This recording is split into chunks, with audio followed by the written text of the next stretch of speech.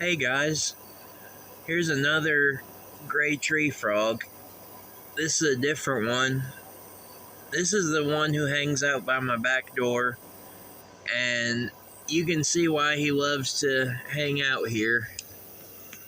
There's gnats and flies and all kinds of stuff for him.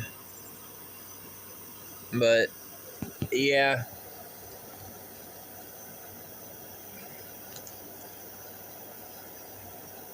this one's pretty cool looking.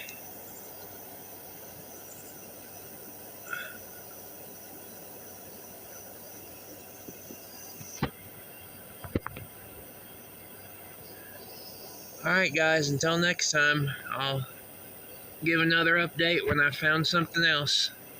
See ya.